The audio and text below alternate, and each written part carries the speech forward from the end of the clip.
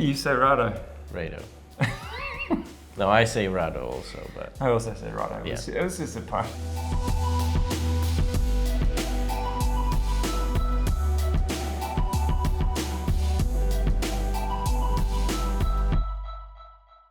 All jokes aside, Borna, when I do word association with Rado, what's the first thing that comes to mind?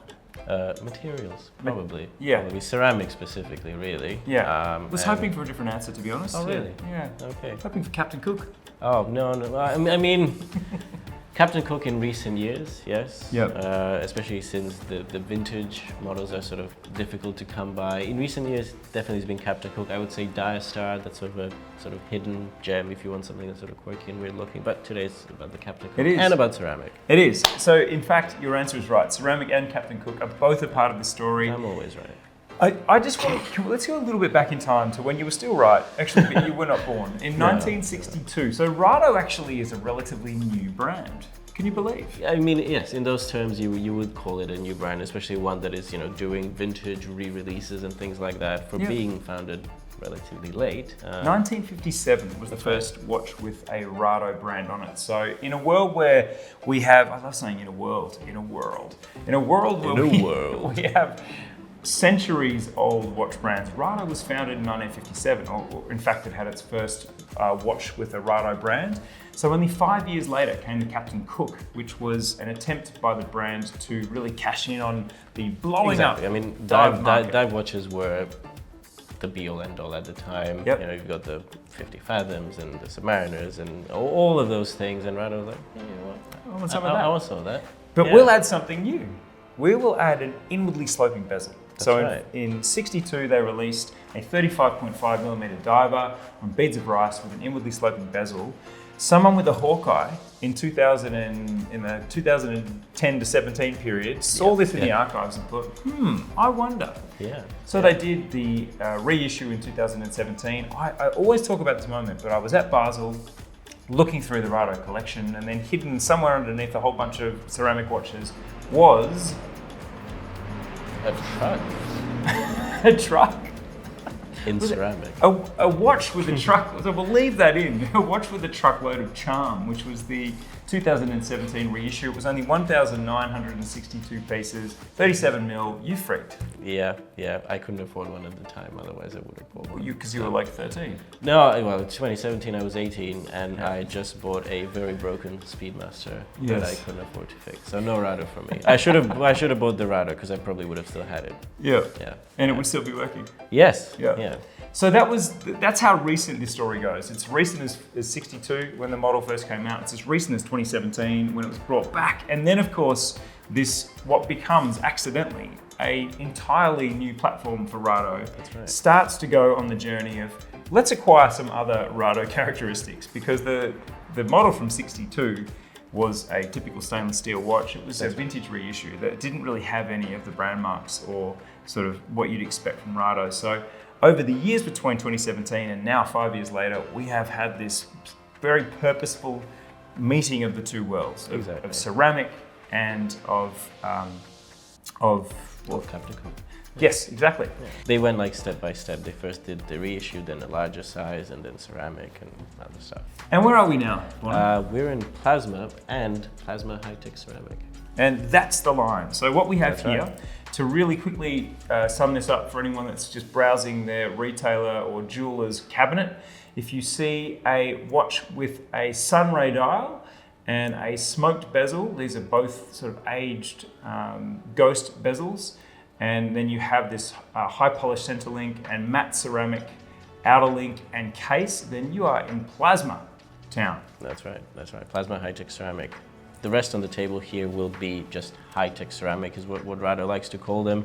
And these will be sort of a mix between matte dials and sort of inky black gloss dials, all really nicely domed across the collection. So again, it brings back that sort of vintage touch of dome dials that's accentuated by these box dome sapphires as well. Really wonderful. Now, if you imagine there's a line between Borna and I, in fact, there actually is, because we had to choose our weapon for this video, and I was all about what they're calling plasma high-tech ceramic, because, and I'll tell you why, it does bring to bear these worlds of vintage dive watches with that ghost bezel and that really nice cushiony case. Because if there's something I distinctly remember about the 2017 reissue, it was that the dial looked like a pillow. It looked it had so much texture, and it had this real, I think you were calling it a domed dial. Yeah, that's right. It had what looked like almost like a padded dial. It was really textural to look at. So it's got that element, and it has this really nice ghost bezel, we call it.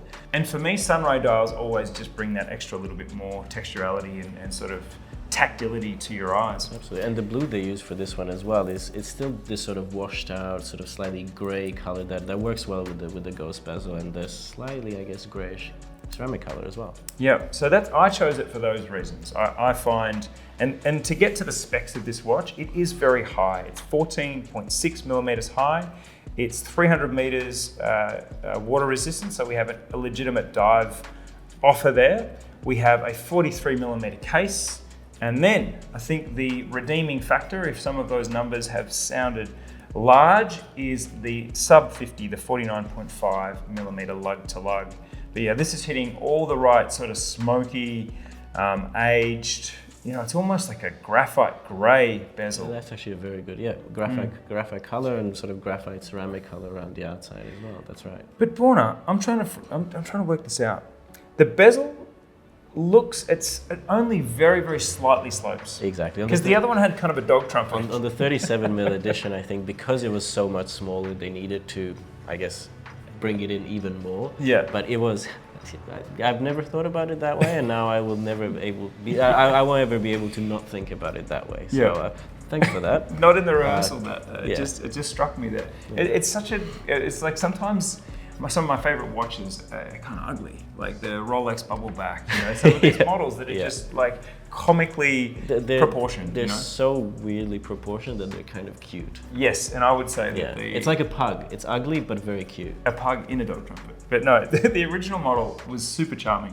Why did you gravitate particularly to these matte ceramic olive models? I love a ceramic case when it's done well, especially in matte, because if it's done well, then it feels as luxurious as it should. Yes. Often, well, I shouldn't say often, some ceramics that are not executed to a particularly high degree, when they are finished matte or even polished, they just don't feel that nice. As soon as I picked this up, I thought, yeah, and I just love the impregnability to fingerprints on matte ceramic. Exactly. Because I agree. Ceramic is a vexed material for me. When it's a polished ceramic case, I'm just out of the game. I don't want it. Fingerprints, plasticky sort of shiny look, it's just never appealed to me. But this mix, because to me, this is just a bit of a feast of matte tones. We don't have a polished center link on the bracelet of this model. The whole thing is matte. It has a bit of a Mojave Desert RWC appeal, and I think that's a very attractive model. For sure, I mean, that's a big compliment. And just the gray tones with the green tones and with just that touch of purple. It's not your vibe, but it really looks fantastic. I mean, if you just saw a wrist shot like this, you'd be like, all right, that works. I also love the red color on the date wheel. Again, it's that vintage touch. Exactly. Yeah, but exactly. It works really well. It matches the color on the Rado logo. It does. And look, moving on to the black, I think of the two, I think this is just, you have nailed this idea today. Like, you've worn something that really is sympathetic to that color scheme. The black is sort of lush, and again, we get a sort of a sense of a regal. It feels very luxurious with this sort of high polish ring and the shiny indices as well on the bezel. The bezel is nice and shiny. Yeah. And the crown.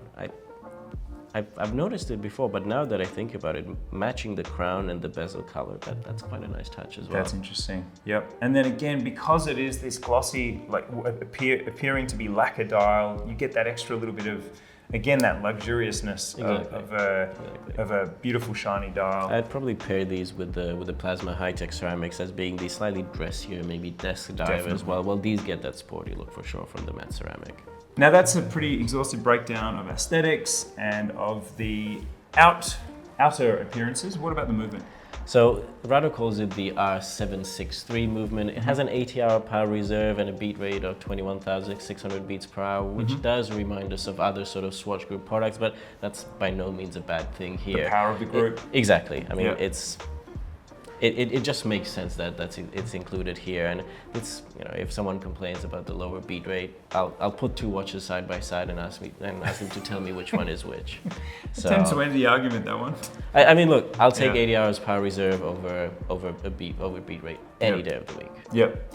And in terms of pricing, we have the high-tech ceramic 2 models at 5,275, and then we have the rubber models. That's it. At 4,775 Aussie. So which one's for you? Did you feel a leaning towards the more lush sunray dials or the glossy black dial, or are you also feeling this kind of urban, I would say very much of the moment? Exactly. Matte Urban, vibe. youthful, and that's sort of what Rado needed, and that's what the Captain Cook was for them. It was an entry for younger people, for those who do like a vintage watch, for those who don't want something excessively modern like, you know, some of their other ceramic pieces. This was a great entry point, and now they're combined. There you go. I've convinced myself that this is a really interesting proposition, because we start out today wondering how the Captain Cook story has evolved yet again, but I think there's elements of the whole story here. For sure. So thanks for coming with us. And I really think I'm Making it a 37. We'll see you next time for Borner's Small Watch Hour.